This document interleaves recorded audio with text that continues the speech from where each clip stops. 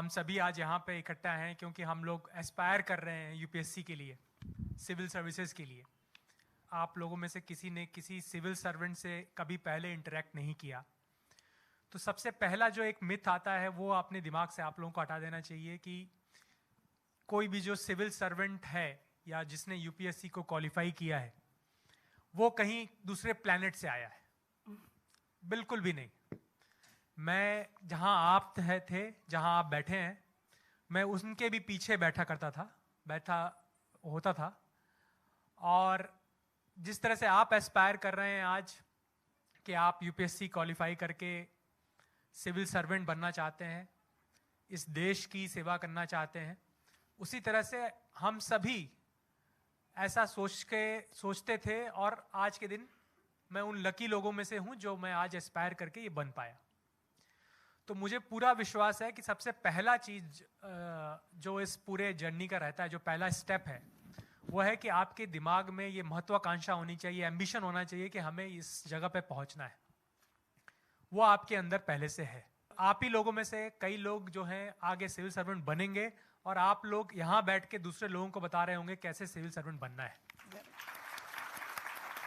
तो बिल्कुल। और जब से मैं डायरेक्टर एजुकेशन बना, तो तब से मैंने जितने स्कूल्स विजिट किए हैं, और अभी स्कूल्स क्लोज्ड हैं, फिर भी ऑनलाइन क्लासेस में कुछ बच्चों से मैंने इंटरेक्ट किया है। जो प्रतिभा, जो टैलेंट हमारे दिल्ली स्कूल के बच्चों में है, फ्रैंकली मुझे नहीं लगता कि किसी भी और स्टेट के बच्चों में उतनी प्रतिभा, उतना लगन, उतनी मेहनत है। ग्रेट। तो आपके अंदर वो पूरी बातें हैं जो कि आपको एक सिविल सर्वेंट बना सकती हैं। जहां तक मेरी बात है कि मैंने पहले कोई ऐसा ऐसे लिखा था कि नहीं, देखिए ऐसे की बात नहीं है, लेकिन जैसा कि आप सब लोग जब हम लोग इस समाज से आते हैं, अपने पेरेंट्स से आते हैं, तो हम लोग खुद ही जब समाज में बड़े होते हैं तो हमारे पेरेंट्स हमें बताते हैं कि साहब ये आपका गोल होना चाहिए। या हमारे रिलेटिव्स में हम सुनते हैं कि साहब हमारे लिए ये गोल होना चाहिए, या हमारी बिटिया ये बनेगी, हमारी बिटिया आईपीएस बनेगी, या हमारा बेटा आईएएस बनेगा, या हमारा बेटा आईपीएस बनेगा, या सिविल सर्वेंट बनेगा, या डॉक्टर बनेगा। तो हम सभी जो यहाँ पे हैं, सबको हमारे समाज हमें या हमारे पेरेंट्स एक ड्रीम दिखाते हैं। उस ड्रीम को देखते हुए हम बड़े होते हैं और उसको अपना ड्रीम बनाते हैं, और फिर हम आगे उसके लिए एस्पायर करते हैं। तो सिमिलर सेम तरीके का बचपन, सेम तरीके की अपब्रिंगिंग मेरी भी रही। मुझे भी मेरे पेरेंट्स ने, जिस समाज से मैं आता हूँ, मुझे पेरेंट्स ने बताया कि साहब ये एक अच्छा, जब मुझे बताया गया कि आपको सिविल सर्वेंट बनना चाहिए, एक अच्छी जॉब है, तो जिस तरह से आप लोगों को उतनी नॉलेज नहीं है सिविल सर्वेंट्स की कि क्या काम रहता है, उस तरह से मैं भी था। मुझे भी पता नहीं था कि एक्चुअली में जब सिविल सर्वेंट्स बनते हैं तो क्या हमारा जॉब प्रोफाइल रहता है, हम क्या करते हैं। ज़्यादातर लोगों को आईएएस से एक ही चीज़ दिमाग में आती है, वो है कलेक्टरशिप, बिल्कुल, डिस्ट्रिक्ट मैजिस्ट्रेट बनना। आईपीएस से एक चीज़ समझ में आती है, वो है एसपी बनना या डीसीपी बनना। तो हम सभी की अपब्रिंगिंग उसी तरह से हुई है, हम लोग यही सोच के आगे बढ़ते हैं। लेकिन जिस तरह से आप यहाँ पर हैं उसी तरह से मैं भी था। तो मैं पूरा ये बिलीव करता हूँ कि आपने भी अपने छोटे से ही, अपने बचपन से ही इसको अपना ड्रीम बनाया हुआ है। सेम मेरे केस में भी ऐसा ही था। छोटे से ही मेरा एक ड्रीम था कि मैं एक सिविल सर्वेंट बनूं। जिस तरह का कंट्रीब्यूशन आप सोसाइटी को कर सकते हैं, वो मेरा अभी भी मुझे इस जॉब में आए हुए करीब 13 साल हो गए, 13-14 साल हो गए। लेकिन अभी भी मेरा ये मानना है कि जिस तरह का जॉब प्रोफाइल, जिस तरह की जॉब सेटिस्फैक्शन ये जॉब आपको देती है, मुझे फ्रैंकली नहीं लगता कि वर्ल्ड में ऐसी कोई जॉब है जिस तरह की जॉब सेटिस्फैक्शन ये देती है। तो अगर आप सोच रहे हैं इसके बारे में, तो आप बिल्कुल सही सोच रहे हैं, और आपको ये सोचते हुए इसके लिए मेहनत करनी है, एस्पायर करना है। मैंने जब मैंने होश संभाला, धीरे धीरे जब मैं बड़ा हुआ, आई थिंक 10th में मैंने इसके बारे में सीरियसली सोचना शुरू किया। 10th ऑनवर्ड्स जो ड्रीम में अपने आप को कमिट कर रहा हूँ उसमें मैं कुछ कर पाऊंगा। तो आई थिंक 10th के बाद मेरा लाइफ चेंजिंग था। फिर उसके बाद मैंने अपने आप को इसमें ज़्यादा कमिट करके रखा था कि अगर सपोज कोई बच्चा है जिसने 10th में बहुत अच्छे मार्क्स नहीं लाया, तो भी क्या that child can still aspire to be a civil servant? क्या बिल्कुल qualities बिल्कुल चाहिए? ये मैंने पहले ही बताया कि देखिए ये एग्ज़ाम जो है, ये एग्ज़ाम अभी आगे मैं जब आप लोगों से भी इंटरेक्ट करूंगा, आप लोगों के जब सवाल होंगे तो मैं इस एग्ज़ाम के बारे में काफ़ी डिटेल तरीके से बताऊंगा। लेकिन ये आप बिल्कुल ना सोचें कि आपका पास्ट आपके फ्यूचर को अफेक्ट कर रहा है, ऐसा बिल्कुल नहीं। ये एग्ज़ाम एक स्टैंड अलोन एग्ज़ाम है। इसका ये मतलब बिल्कुल भी नहीं है कि अगर आपने 10th में अच्छा नंबर नहीं लाया, 12th में अच्छा नंबर नहीं लाया, डिग्री में अच्छा नहीं किया, या ग्रेजुएशन में आपने या कॉरस्पॉन्डेंस से किया है, इसका जरा भी कोई इफेक्ट इस एग्जाम में नहीं है। और न ही इसका मेरे दिमाग में न ही ये रिफ्लेक्शन है कि कोई भी लड़का या कोई भी लड़की, कोई भी स्टूडेंट किसी भी एग्जाम के में अगर वो अच्छा परफॉर्म नहीं कर पाता या अपने पोटेंशियल के हिसाब से परफॉर्म नहीं कर पाता तो वो एग्जाम उसको डिफाइन करता है। ये बिल्कुल नहीं है। ये पर्टिकुलर एग्जाम आपको टेस्ट करता है सिर्फ इस एग्जाम के लिए। इसमें इस एग्जाम से पहले आपने बाकी एग्जाम में क्या किया, कितने नंबर लाए या नहीं लाए, इससे कोई इफेक्ट नहीं पड़ता है। देखिए ये जो आज इंटरेक्शन है, ये आप लोगों से आपके जो डाउट्स हैं, आपको जो जानना है उसके बारे में है। माइक दे दीजिए मैम। हाँ जी, पूछो बेटा। सर आपने 10th में ये डिसाइड कर लिए थे कि आपको IAS करना है, तो सर आपने इंजीनियरिंग क्यों की है? देखिए जो आपने सवाल पूछा है ना, मैं अभी मैम को आगे बता ही रहा था जी। ये सबसे डिफिकल्ट सवाल है यूपीएससी का, इंटरव्यू का। अब बेटा प्लीज आपका नाम बेटा? Sir mile Hussain. हाँ, माइल हुसैन। माइल हुसैन। देखिए फ्रैंकली क्या होता है कि ऑनेस्ट आंसर ये है कि जो हमारे पेरेंट्स होते हैं, पेरेंट्स ये सोचते हैं कि बच्चे ठीक है यूपीएससी के लिए एस्पिरेंट है, यूपीएससी के लिए मेहनत कर रहा है, पर एक अल्टरनेटिव कैरियर भी होना चाहिए ताकि ये ना हो कि यूपीएससी में अगर ना हो पाए तो आपके पास कोई अल्टरनेटिव कैरियर नहीं है। इसलिए जनरली सभी बच्चे, ऑनेस्ट आंसर यही है। सिविल सर्वेंट बनने का एक रास्ता तो है नहीं। ये तो नहीं है कि साहब आज आप जो है ह्यूमैनिटीज पढ़ेंगे और जाके फिर सिविल सर्वेंट देंगे। आप ह्यूमैनिटीज करेंगे तभी आप सिविल सर्वेंट बनेंगे, या आप हिस्ट्री पढ़ेंगे तभी आप बनेंगे।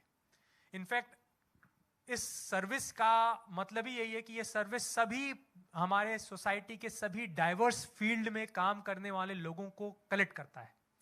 आई थिंक ये एकमात्र सर्विस है इस कंट्री की जो सभी डिफरेंट फील्ड में काम किए हुए लोगों को लाता है और उनको काम देता है कि साहब आप काम कीजिए। इससे जो हमारी गवर्नमेंट है वो काफी इनरिच होती है। आप एक डॉक्टर है, आज के दिन में अगर एक डॉक्टर प्रिंसिपल सेक्रेटरी हेल्थ है तो वो जानता है कि उसको कोविड में कैसे रिस्पांस स्ट्रेटजी बनानी है, उसको कैसे मैनेजमेंट स्ट्रेटजी बनानी है। तो ये जो एग्जाम है वो खुद ही ऐसा है, ये जो एक जॉब है वो खुद ही ऐसी है, वो चाहती है कि डिफरेंट फील्ड के लोग आएं और इसमें कंट्रीब्यूट करें। तो इसलिए अगर आप सोच रहे हैं और इसका रास्ता आप ये इस तरह चुनते हैं कि साहब मैं पहले इंजीनियरिंग करूंगा, उसके बाद MBA करूंगा, फिर IAS बनता हूं, तो कोई गलत नहीं है, कहीं कोई गलत नहीं है। और मुझे लगता है कि ये भी एक ऑनेस्ट आंसर है कि अगर आप चाहें तो आप कैसे उस मंजिल तक पहुंचना है, मंजिल हमने तय की है पर रास्ते डिफरेंट है। उस रास्ते में कोई लोग जो हैं जिसका ह्यूमैनिटीज में इंटरेस्ट है वो ह्यूमैनिटीज पढ़ के बनेगा, जिसका इंजीनियरिंग में इंटरेस्ट है, जिसको लगता है अच्छा कि भाई इंजीनियरिंग में, जिसको फिजिक्स अच्छा लगता है वो फिजिक्स पढ़ के बनेगा। सो रास्ते अलग अलग हैं, मंजिलें सबकी एक है। सर मेरा नाम विवेक तिवारी है, मैं 11वीं का छात्र हूँ RPV लाजपत नगर से। सर ये अक्सर देखा जाता है कि जो IAS होते हैं, IPS होते हैं, वो अधिकतर इंजीनियर्स होते हैं या फिर साइंस बैकग्राउंड से होते हैं। तो सर ये क्या जरूरी है कि हमारे पास भी साइंस ही होनी चाहिए? नहीं, बिल्कुल बिल्कुल, बहुत अच्छा सवाल आपने पूछा है, बहुत ही बढ़िया, प्लीज बैठिए। बहुत ही बढ़िया सवाल पूछा है, क्योंकि ये सब मिसनॉमर दिमाग में, नोशंस ये दिमाग में घूमते रहते हैं कि हमने देखिए साहब इस बार भी, और मीडिया बहुत रोल प्ले करता है कि साहब आज इस बार भी देखिए 60% 50% इंजीनियर्स आ गए, हर बार आ रहा है ये। उसका रीजन सोचना चाहिए हमें, क्योंकि देखिए पहली बात तो काफी इंजीनियर्स लोग देते हैं एग्जाम। अगर आप नॉर्मल देखेंगे तो काफी इंजीनियर्स एग्जाम देते हैं, तो जब ज्यादा लोग देंगे तो ज्यादा लोग आएंगे। अच्छे इंस्टीट्यूट्स के इंजीनियर्स देते हैं, मतलब हमारे IITians देते हैं, BITSians देते हैं, जो हमारे NITs हैं उसके इंजीनियर्स देते हैं, अच्छे इंस्टीट्यूट के इंजीनियर्स जो मतलब बेसिकली जो अच्छे स्टूडेंट रहे हैं अपने लाइफ में, वो इस एग्जाम को ले रहे हैं। तो चूंकि वो एक अच्छे स्टूडेंट शुरू से रहे हैं और अच्छे कॉलेजेस में पढ़े हैं, इसलिए वो लाते हैं। सेकेंडली जो बात है कि इंजीनियर्स क्यों आते हैं या साइंस साइड के क्यों आते हैं, जो ये एग्जाम है वो एक एग्जाम है। आप इसको पहली बात तो दिमाग से ये हटा देना चाहिए, जैसे मैंने पहला एक मिथ बोला कि ये सोचना कि कोई भी सिविल सर्वेंट अगर बन गया है तो वो आउट ऑफ द प्लैनेट है, ऐसा नहीं है। सब लोग, हम और आप एक ही हैं, बिल्कुल एक जैसे हैं। मुझे अभी भी याद है जब मैं तैयारी करके जिस दिन मेरा रिजल्ट निकला, 14 मई 2007 में मेरा रिजल्ट निकला, और जब मैं उस समय इंटरनेट इतना नहीं था, तो इंटरनेट होता था लेकिन इंटरनेट डाउन हो जाता था। जैसे ही रिजल्ट आता था तो सारे लोग क्लिक करते थे एक साथ, और यूपीएससी का जो साइट थी वो डाउन हो जाती थी। तो हम लोगों ने सोचा कि साहब यूपीएससी की साइट डाउन हो जाएगी और हार्ट अटैक आने लगेगा हमें, तो उससे अच्छा ये है कि यूपीएससी भवन ही पहुंच जाओ। और यूपीएससी भवन में पहुंच के वहां पे वो नोटिस बोर्ड में लगाते हैं, तो आप नोटिस बोर्ड में देखोगे तो आपको कम से कम ये तो क्लैरिटी रहेगी कि भाई आधे घंटे तक हम क्लिक किए जा रहे हैं, हुआ है नहीं हुआ है। तो हम 4 लड़के थे, चारों लड़के हम लोग ऑटो पकड़ा हमने। हम साउथ दिल्ली में GS राय में रहते थे और तैयारी करते थे, तो ऑटो पकड़ के हम लोग यूपीएससी पहुंचे। और जैसे ही हम लोग 5 बजे का समय था, तो ये काफ़ी हल्ला हो जाता है कि साहब आज रिजल्ट आने वाला है, आज रिजल्ट आने वाला है। तो हम लोग को हल्ला हो गया था कि साहब आज रिजल्ट आने वाला है। तो हम लोग 5 बजे पहुंचे वहाँ पे, और जैसे ही उतरे बस रिजल्ट, उस समय वो बंदा जो है वो पेस्ट कर रहा था, तो हम लोग दौड़ के गए। तो सबसे पहले एज यूजुअल, जैसे हम लोग, मैं अपनी बात बता रहा हूँ, तो हम लोग को यही लगता है कि बस लास्ट आ जाए यार, इस बार ना लास्ट में भी अपना नाम रहे ना, तो फिर अगली बार फिर मेहनत करेंगे तो ऊपर लाएंगे, बस लास्ट में अपना नाम आ जाए। तो मैंने क्या किया, वो उस समय आई थिंक 300 या 350 की लिस्ट थी, ये 2007 की बात है। तो मैंने लास्ट से देखना शुरू किया कि यार लास्ट में भी अगर आ जाएगा ना, तो फिर अपना जो है ना अगले साल मोटिवेशन रहेगा कि अगले साल और मेहनत करेंगे और अच्छा नंबर लाएंगे। तो लास्ट से मैं ऊपर चढ़ता गया, आ ही नहीं रहा है। तो फिर मैं जब 350 से 200 तक पहुंचा, फिर मैंने सोचा यार लास्ट में भी नहीं आया, मतलब हुआ ही नहीं इस बार। और कई जगह वो पेस्ट करते हैं तो पूरी भीड़ रहती है। तो एक बोर्ड पे मैं देख रहा था, 2-3 बोर्ड पे मेरे दोस्त देख रहे थे, तो वो तीनों का नहीं हुआ, तो वो तीनों आ गए यार कि हुआ नहीं। तो मैंने भी कहा मेरा भी लग रहा है हुआ नहीं। तो फिर हमने बोला चलिए चलते हैं यार। तब तक क्या हुआ कि मेरा एक दोस्त था, उसने बोला कि उसकी 10th रैंक आई है। तो उसके लिए मैंने शुरू से देखना शुरू किया कि यार इसकी 10th रैंक कैसे आ गई यार मैं तो इससे ज्यादा अच्छा हूँ। तो मैंने देखना शुरू किया 10th रैंक के लिए कि यार देख लेते हैं यार, अपना तो नहीं हुआ है, फिर से दोबारा मेहनत करनी है। तो मतलब वो बोलता है ना वो 3 इडियट्स में कि कि अपने जो सबसे बड़ा दुख जो होता है ना, वो तब होता है जब अपने दोस्त का हो जाए और अपना ना हो। मतलब अपने ना होने का दुख नहीं होता है तो हमने देखना शुरू किया। तो देखते देखते मेरा उसके बाद मेरा नंबर आ गया था, मेरा 25th रैंक थी। Wow, amazing. तो मेरा नंबर आया था, और उसके बगल में वो रैंक नहीं लिखते हैं, वो लिखते हैं सीरियल नंबर।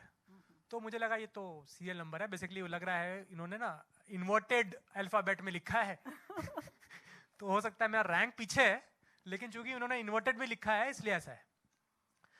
तो मेरे कहने का पूरी स्टोरी का मतलब ये था कि आपको हमेशा लगेगा कि साहब ये पर्टिकुलर सब्जेक्ट नंबर दे रहा है, वो पर्टिकुलर सब्जेक्ट नंबर दे रहा है, ये लोग आ रहे हैं, वो लोग नहीं आ रहे हैं, ये सब दिमाग से निकाल देना है। ये आप समझो, ये जो एग्जाम है, मैं बार बार बोलता हूँ, मैंने इंटरव्यू में भी जो दिखा रहे थे उसमें भी बोला, ये एग्जाम जो है ये कैरेक्टर का एग्जाम है।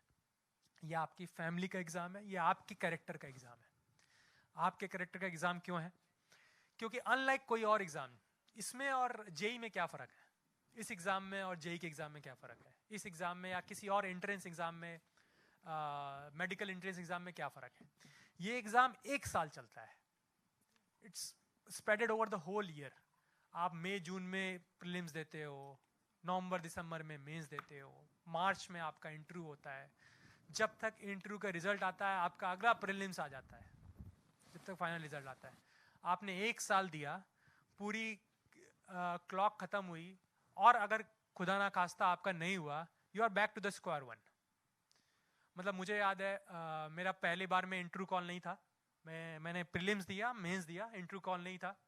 तो जब आपका इंटरव्यू कॉल नहीं होता है तो आपको फरवरी मार्च में पता चल जाता है साहब हुआ नहीं है, मई में हमारा नया अगला प्रीलिम्स है, तो आपके पास 2-3 महीने रहता है कि भाई अगले साल को अगेन अब 1 साल फिर मेहनत करनी है। लेकिन मान लीजिए आपने इंटरव्यू दिया है, इंटरव्यू का रिजल्ट आता है, मेरे समय आया था 14 मई को फाइनल रिजल्ट, और अगला प्रीलिम्स कब था? 17 मई को। मतलब आपने पूरे साल मेहनत की, आपके साथ साथ पूरी फैमिली ने मेहनत की, आपने मेहनत करके आप इंटरव्यू तक गए, आपको लग रहा है आपका इंटरव्यू अच्छा गया है, क्योंकि किसी को नंबर पता नहीं रहते, नंबर तो लास्ट में पता चलेंगे। आपको लगता है आपका रिटन मेंस अच्छा गया, और मेंस होने के बाद आप 14 मई को आपका नहीं हुआ, एंड अगेन 3 दिन के अंदर आपको शुरुआत वहीं से करनी है जहां पे एक नया बच्चा आके शुरुआत कर रहा है, आप उसके बराबर हो गए। तो ये एग्जाम आपके कैरेक्टर का है, ये एग्जाम आपके कैरेक्टर का है, किस तरह से आपको लक ने आपको नीचे गिराया है लेकिन आपको फिर से उठना है, ये उसका एग्जाम है कि किससे आप अपने आप को रीसेलेक्ट कर पाते हो, दोबारा खड़े होके फिर से उसी मेहनत से, उसी लगन से फिर से आप अपने आप को कमिट कर पाते हो। ये जो कर पाया वो ये एग्जाम कर लेगा। तो ये समझने की जरूरत है, ये एग्जाम किसी भी सब्जेक्ट या किसी स्ट्रीम के लिए नहीं है। सभी स्ट्रीम, सभी अच्छे स्टूडेंट, कोई भी सब्जेक्ट हो, ये आपको चुनना पड़ता है। सब्जेक्ट चूज करना एक बहुत बड़ा चीज है कि सब्जेक्ट क्या होना चाहिए, ये एक बहुत बड़ा क्वेश्चन है, अभी किसी ने पूछा नहीं है लेकिन मैं वैसे ही बता देता हूँ। सब्जेक्ट क्या चूज होना चाहिए, ये एक बहुत ही वाइटल क्वेश्चन है, हमेशा ही पूछा जाता है, और ये अभी इसका आंसर आज नहीं मिलेगा, क्योंकि अभी तो आप 9th 10th 11th 12th करने के बाद आप, कई लोग होते हैं कि ग्रेजुएशन एक चीज में करते हैं और सब्जेक्ट अलग लेते हैं, तो ये भी नहीं है कि आपको आज इसका आंसर मिलेगा, ये आपको खुद ढूंढना पड़ेगा। मेरा अपना रहता है, जब से मुझसे भी कई बार ये पूछा जाता था कि साहब आपने फिजिक्स क्यों, मेरा फिजिक्स था, आपने फिजिक्स क्यों लिया? मैंने फिजिक्स की कोई पढ़ाई नहीं की है, इंजीनियरिंग में फिजिक्स जो है वो ज्यादा नहीं पढ़ाते। इंजीनियरिंग में फिजिक्स जो है, जो फिजिक्स यूपीएससी में आती है वो टोटली डिफरेंट होती है, वो प्रॉपर फिजिक्स की पढ़ाई होती है, वो इंजीनियरिंग नहीं होती। लेकिन सब्जेक्ट जो है वो आपको चूज करना है, और सब्जेक्ट चूज करने के लिए अभी नहीं सोचना है हमें, अभी हमारे पास बहुत टाइम है, और अभी आज से सब्जेक्ट नहीं सोचना ही नहीं है उस तरफ। अभी हमें सोचना है, हमें एक साल लेके चलना है। हमें ये सोचना है कि हमारा 10th अच्छा जाए मेहनत करके, हमें सोचना है कि जो हम पढ़ते हैं उसके कॉन्सेप्ट्स क्लियर हैं, कुछ भी पढ़ते हैं, चाहे हमें हिंदी सब्जेक्ट पसंद है, चाहे हमें हिस्ट्री पसंद है, चाहे हमें पॉलिटिकल साइंस पसंद है, उसके कॉन्सेप्ट्स क्लियर रहे, हमें उसके बारे में अच्छे से जानकारी रहे उस सब्जेक्ट की। जो भी सब्जेक्ट आपको अच्छा लगता है, जो भी स्ट्रीम आपको अच्छा लगता है, उसको अच्छे से पढ़ना है। हमें एक जैसे टेस्ट मैच में बोलते हैं ना कि एक उसके लिए चलते हैं हम, एक बॉल, वो सचिन बोलता था कि, सचिन तेंदुलकर बोलता था कि भाई आई गो बाई ए बॉल, आप जिस तरह का बॉल मुझे करोगे उस हिसाब से मैं शॉट मारूंगा। तो आपको एक अभी सोचना ही नहीं है हमें कि हम क्या सब्जेक्ट लेंगे, हमें अभी आज के लिए तैयारी करनी है। सब्जेक्ट जब टाइम आएगा तो आपको खुद चूज करना पड़ेगा। मेरे हिसाब से हर आदमी को अपना सब्जेक्ट खुद चूज करना चाहिए, इस पे नहीं जाना चाहिए कि मार्केट में क्या चल रहा है, या मैंने क्या बताया आपको, या आपके किसी ने भी, आपके दोस्त ने आपको बताया, नहीं साहब यार इसमें बड़ा अच्छा है आजकल ना, इस बार का टॉपर देखो यार पाली से आया है, यही लेना चाहिए, आज बहुत अच्छा नंबर दे रहा है, ऐसा कुछ नहीं है। सब्जेक्ट वो होना चाहिए जो आप उसमें अपने आप को कमिट कर सको, 1 साल तक की पढ़ाई कर सको, नहीं हो फिर दोबारा पढ़ाई कर सको, आपको इंटरेस्ट आए कि आप उसमें पढ़ाई करके नंबर ला सकते हो। और इसका पता करने का तरीका ये होता है कि जब आप खुद जब आप यूपीएससी के देने के लिए जाओगे तो उसके क्वेश्चन पेपर्स देखो आप सब्जेक्ट्स के, तो आपको क्लैरिटी, तब तक आपका ग्रेजुएशन हो चुका होगा, आपको अपने बारे में थोड़ा क्लैरिटी रहती है कि साहब हमें इस सब्जेक्ट में ज्यादा इंटरेस्ट आ रहा है, उसके क्वेश्चन पेपर्स देखो आप उस समय, अभी नहीं, उस समय आप देखोगे तो आपको पता समझ में आएगा कि साहब ये मुझे लग रहा है कि मुझे फिजिक्स के ना क्वेश्चंस अच्छे लग रहे हैं, मुझे मैथ्स के क्वेश्चन अच्छे लग रहे हैं, मुझे लग रहा है कि I can do that, I can study more, मुझे आ नहीं रहे हैं लेकिन मुझे लग रहा है कि मैं इसको पढ़ के सॉल्व करना चाहूंगा मैथ्स के क्वेश्चंस को, या मुझे लग रहा है कि मुझे हिंदी लिटरेचर पढ़ने में मजा आएगा, मुझे इसका आंसर देने में मजा आएगा, उस समय आफ्टर ग्रेजुएशन, तब आप उस समय का सब्जेक्ट चूज कर सकते हो। तो coming back to the original question, कोई स्ट्रीम, कोई subject, this exam is open for everyone और everyone is treated the same. ऐसा नहीं है, अगर कोई ये एग्जाम के बारे में आप ये बोल सकते हो कि ये इरेशनल है, इलॉजिकल है, but it's irrational, illogical for everyone. सबके लिए सेम है, सबके लिए वही 1 साल का चक्कर है। 1 साल तक हर आदमी मेहनत करेगा तभी एग्जाम आएगा। Let's start with them. हाँ मैम प्लीज। सुनते हैं। एक्चुअली सर मेरा सवाल नहीं है, पर आपने अभी जो भी सारी बातें बताई वो मेरे लिए बड़ी नॉस्टैल्जिक हैं, क्योंकि सर मेरा बेटा भी आईपीएस है। जी। तो जो सर आपने बताया कि फैमिली की कमिटमेंट और जो भी सर ने बातें बताई वो मेरे लिए इतनी नॉस्टैल्जिक हैं that how did I go through this, how did it happen. जैसे बच्चों ने कुछ सवाल किया कि क्या एक particular percentage, my son had scored only 75% in great 10th great. And बहुत ओनली ही बढ़िया। 75% इन 12th क्लास। तो उसकी स्टोरी एक बड़ी अमेजिंग स्टोरी है। और उसके बाद एनडीए गया वो, 12th के बाद ही वेंट टू एनडीए। और उसके बाद उसके सेकंड टर्म में एनडीए में बहुत, जैसे हम लोगों के कंफर्टेबल हाउसेस हैं, तो MDA is very difficult for them. Second term में ही फेल फ्रॉम द माउंटेन, तो उसका जो है वो उसको बोर्ड आउट कर दिया उस पे। सेकंड टाइम उसने कहा मैं टेक्निकल एंट्री स्कीम में, ही वाज लाइक पैशनेट। तो सर इजीली समझ आएंगे मैं किसकी बात कर रही हूँ। तो ही वाज वेरी पैशनेट, तो he went to technical entry scheme होती है एक सिविल आर्मी में, उससे गया। First term he completed, second term he developed TB in his stomach, तो again he was boarded out. Then he did his graduation. उसकी graduation का सिर्फ एक ही मकसद था कि मैंने कंबाइंड डिफेंस सर्विसेज एग्जाम देना है। तो उसने ग्रेजुएशन में कोई खास ध्यान नहीं दिया। He just managed to score 49.8%, not even 50%. Or then again he appeared for civil CDS exam. He went with All India rank 1 in CDS. Great. First term उसने complete करी. Second term में as the destiny had happened, वो उसका टांग टूट गई। और again he was boarded out, you know. Sir आपको तो पता चल गया होगा मैं किसकी बात कर रही हूँ। सर ने, मेरे बेटा इनका सर का जूनियर था, तो he again this thing he had to board out. अब उसके पास कोई 49.5% के साथ कोई एमबीए नहीं कर सकता, 50% मिनिमम रिक्वायरमेंट है।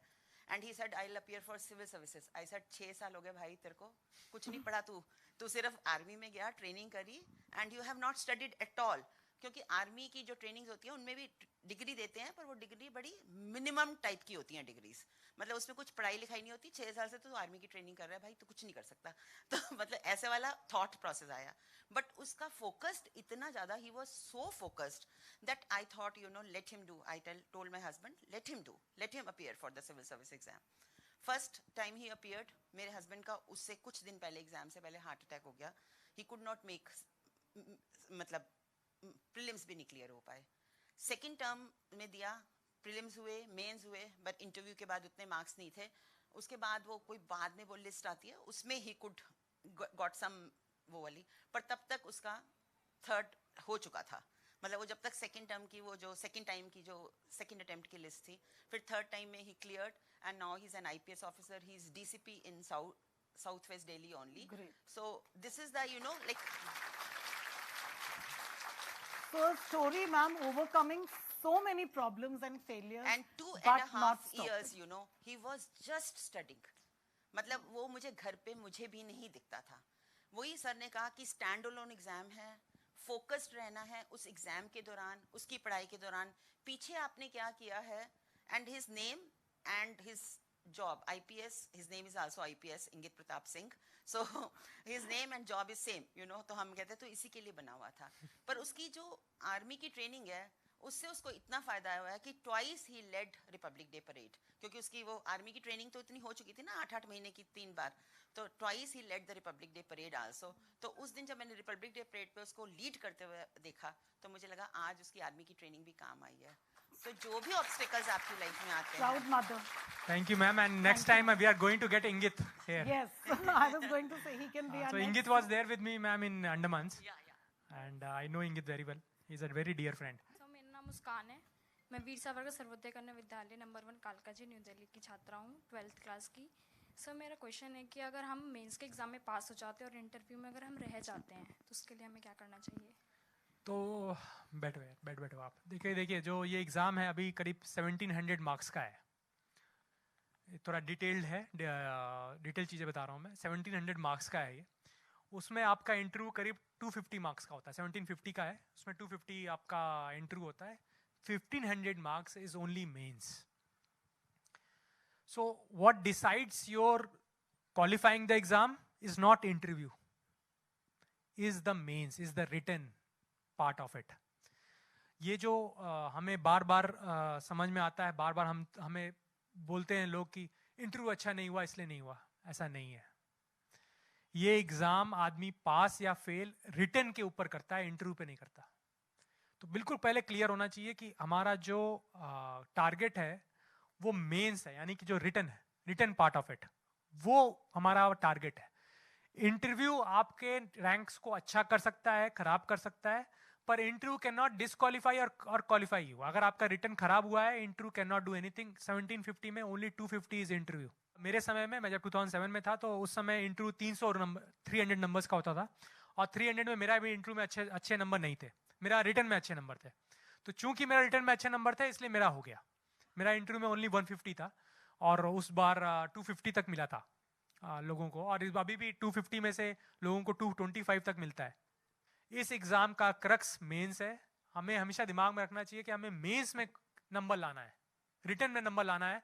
अगर रिटन में आज के दिन में, हमारे समय में 2000 का रिटन होता था, तो हम करीब बोलते थे कि अगर 1100 आया तब अच्छा नंबर है। द होल एग्जाम, जैसे कि आप जेई में सुनते हो ना कि ज्यादा परसेंटेज आता है, ये एग्जाम जो है इट्स ऑल अबाउट 50% से 60%। 55% is the topper, is the rank holder, first rank holder out of 100%। अगर आपके 55% नंबर आ गए तो आप इस एग्जाम में टॉप कर रहे हो। It's all about being in between 50 to 55%। अगर आप 55% ला दे, मतलब अगर आप 1500 में से अगर आप 800 या 900 ला दिए रिटन में, तो आप मोटा मोटी ये मान के चलो कि आपका सिलेक्शन तय है। जैसे मैम ने बहुत अच्छी कहानी सुनाई इंगित की, मैं आपको एक अच्छी कहानी सुनाता हूँ। मेरे एक जूनियर की कहानी है, तो he is also very famous. I will not tell the name, लेकिन I will just tell you the story. एक हमारा जूनियर है, हमारे किसी दिल्ली कैडर में ही है। Right now he is in Goa, posted in Goa. तो दिस पर्सन वाज, उसने अभी तक जैसे कि हम लोग आए हैं, he is from Delhi, and he is from Delhi government school, Najafgarh Delhi government school से है। And I'll get him next time. I'll ask him to come to Delhi and give you a good lecture on the UPSC. तो वो नजफगढ़ से उसने पढ़ाई की, and he never had a formal college education. तो क्या हुआ कि उसके घर में उसके पेरेंट्स की डेथ पहले बहुत अर्ली हो गई थी, and by the time he passed 12th, he was supposed to provide the bread and butter to his family, which is, उसके दो भाई बहन थे। तो उसको बोला गया कि साहब आप नौकरी ढूंढ लो, क्योंकि भाई बहन को कमा के कुछ देना है। तो उसने अपने इसके बाद 12th के बाद उसने एक आर्म्ड फोर्सेस में ड्राइवर की नौकरी की। तो by 16 years of age he was a driver in the armed forces, and correspondence से उसने अपनी पढ़ाई शुरू की, कॉलेज की एजुकेशन। और 16 years से करते करते he was already in the job, तो उसकी जो परसेंटेज भी अच्छे नहीं आते थे, जैसे मैम बता रहे थे, उसकी ऑलमोस्ट कॉरेस्पॉन्डेंस में भी उसके 3rd डिवीजन थे all throughout graduation as well as PG. बाई उसने नौकरी छोड़ नहीं सकता था, क्योंकि उसको अपनी बहन की शादी करनी थी, अपने भाई को पढ़ाना था। सो उसने अपनी नौकरी करते करते, he was just a driver, he was a driver of A Gypsy in armed forces. 10 साल में उसने अपने ग्रेजुएशन पूरी की, शायद 1-2 बार उसका फेल भी हुआ ग्रेजुएशन में, उसने फिर से दोबारा करके उसने पीजी पूरी की, all 3rd divisions all through out. उसके बाद उसने यूपीएससी के लिए तैयारी करना शुरू किया, being working as a driver only, first attempt में नहीं हुआ, सेकंड अटेम्प्ट में नहीं हुआ, 3rd अटेम्प्ट में नहीं हुआ, 4th अटेम्प्ट में उसने 6th रैंक सिक्योर की ऑल ओवर इंडिया। आपने जिस तरह से इंटरेक्शन इनके साथ किया अभी बच्चों के साथ, और मैं भी देख रहा था, मुझे भी लगता है यार मेरे को भी 9th क्लास में कोई ऐसा सुनने को मिल जाता ना, तो मैं भी फालतू में नेता की जगह IAS बन गया होता। बट एनीवे, आपके जैसे नेता ना होते तो शायद ये शुरुआत भी नहीं होती। Thank you. But fantastic conversation.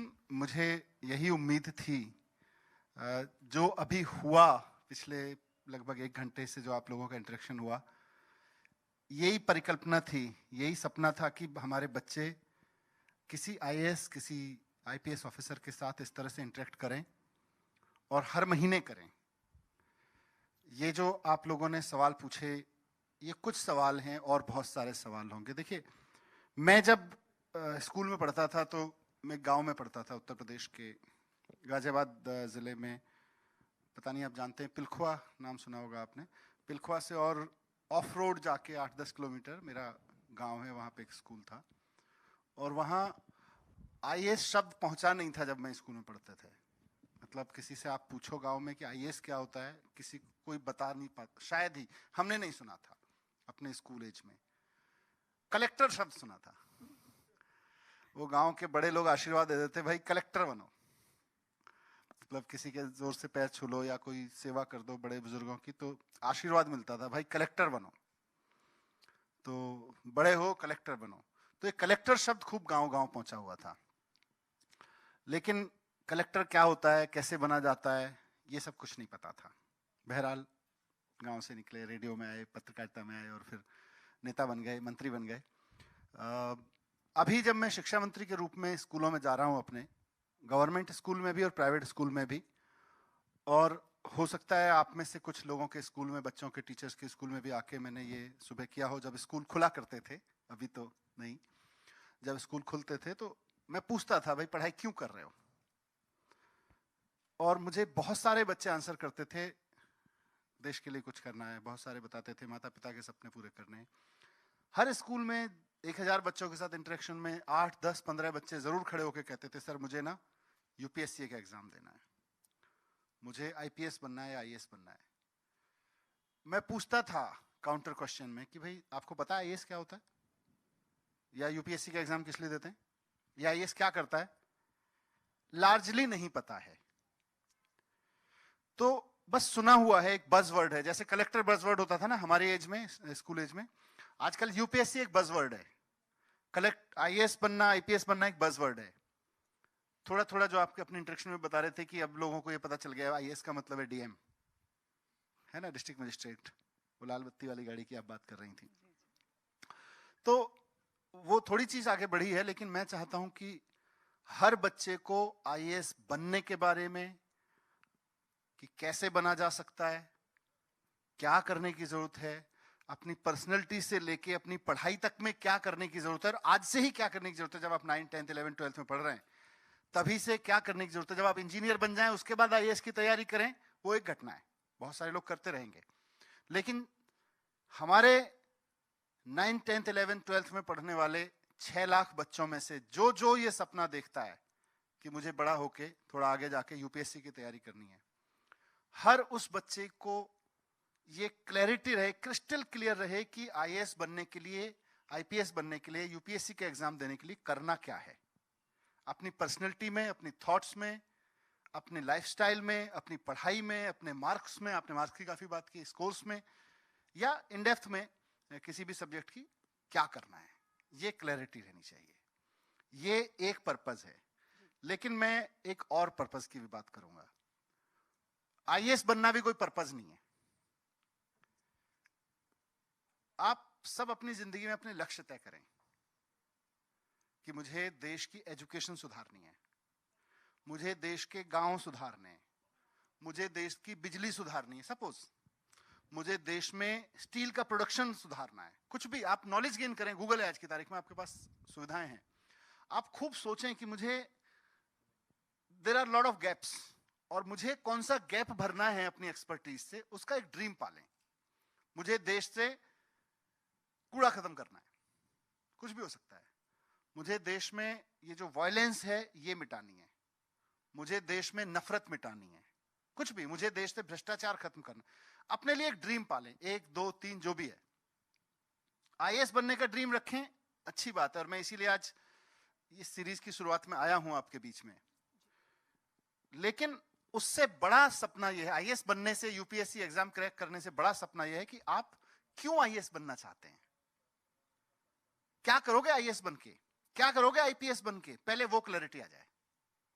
अगर वो क्लैरिटी आ गई तो फिर उसके रास्ते की जितनी बाधाएं अभी आप लोग जिक्र कर रहे थे, वो बाधाएं नहीं दिखती हैं। जैसे अभी आपको पता चले कि आपकी सिस्टर की शादी है फॉर एग्जाम्पल, और तय हो कि भाई अब जयपुर जाना है तो जयपुर जाना है, सिस्टर की शादी है, कोविड का पीरियड चल रहा है, फाइनेंशियल स्थिति है कि नहीं है, एग्जाम पढ़ाई अलाउ करेगा कि नहीं करेगा, इन सब के बीच भी क्योंकि आपका टारगेट तय हो गया, मेरे को तो जाना है दीदी की शादी में, फिर आप रास्ते निकालते हो, फिर आप पढ़ाई एडजस्ट करते हो, बोले नहीं 4 दिन एक्स्ट्रा पढ़ाई कर लेता हूं, 2 दिन का गैप मार दूंगा। करते हो कि नहीं करते? फिर आप तय करते हो नहीं नहीं थोड़ा सा ऐसा करते हैं, सेविंग कर लेते हैं, हाइपोथेटिकली अगर फाइनेंशियल स्थिति नहीं है, मम्मी पापा के साथ बैठ के डिस्कस करते हो, ऐसा करते हैं, इधर वाले एंड पे पैसा नहीं खर्च करते हैं, इधर वाले पे कर लेते हैं, चलेंगे, लेकिन समय निकालेंगे, चलेंगे, पैसे बचाएंगे, चलेंगे, थोड़ा एक्स्ट्रा मेहनत कर लेंगे किसी और फ्रंट पे, लेकिन चलेंगे, तय कर लेते हो। तो टारगेट पहले तय हो गया। मेरा रिक्वेस्ट उन सब लोगों को जो आज यहां बैठे और उन सब लोगों को जो सुन रहे हैं और इस उम्मीद में सुन रहे हैं कि इस प्लेटफॉर्म से, इस सीरीज से आपको कुछ ऐसे टिप्स मिलेंगे जो आज से 4-5 साल बाद आपको आईएएस आईपीएस बनने में मदद करेंगे। ये है रिक्वेस्ट मेरा कि आईएएस बनने के सपने से ऊपर का एक कदम और सपना देख लीजिए। अगर आपने वो सपना नहीं देखा तो ये आईएएस की तैयारी आपको थकाएगी। आईएएस में फेल होना आपको निराश करेगा। आईएएस के टारगेट्स अभी तो जैसे जैसे और कंपटीशन आगे बढ़ेगा, 4-5 साल में और आगे बढ़ जाएगा। 15 साल पहले आपने किया, उसमें कितना बदल गया। तो 5 साल बाद का कंपटीशन आपको डराएगा। लेकिन अगर आपने अपना टारगेट की सुई टिका दी कहीं जाके कि मैं आईएएस इसलिए बनना चाहता हूं कि मुझे दिल्ली का कूड़ा साफ करना है, आईएएस बनूंगा, कमिश्नर बनूंगा, ये करूंगा, वो करूंगा, साफ करूंगा। मैं इसलिए बनना चाहता हूं, मुझे सरकारी स्कूल ठीक करना है, मैं आईएएस बनूंगा, डीएम बनूंगा, थोड़े दिन एसडीएम वगैरह होते होते यहाँ डायरेक्टर के पद तक पहुंचना है, मुझे डायरेक्टर एजुकेशन बनना है, जो आज उदित कर रहे हैं, या मुझे आईपीएस बनना है, मुझे क्राइम खत्म करना है, मुझे ड्रग्स का खत्म करना है, मुझे गुंडाई खत्म करनी है, मुझे लड़कियों की सुरक्षा करनी है, जो आप सोचते हैं। आज आप 6ठी 7वीं 8वीं के बच्चे नहीं हैं, कम से कम 9वीं 10वीं 11वीं के बच्चे हैं।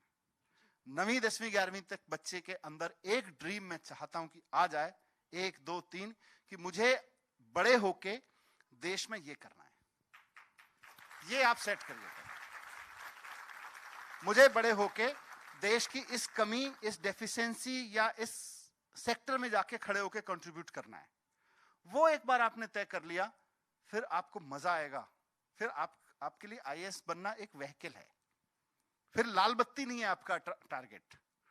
लाल बत्ती खत्म हो गई, अभी बात हम लोग आप लोग कर रहे थे, लाल बत्ती खत्म हो गई, अब लाल बत्ती अट्रैक्शन नहीं रही आईएएस बनने का।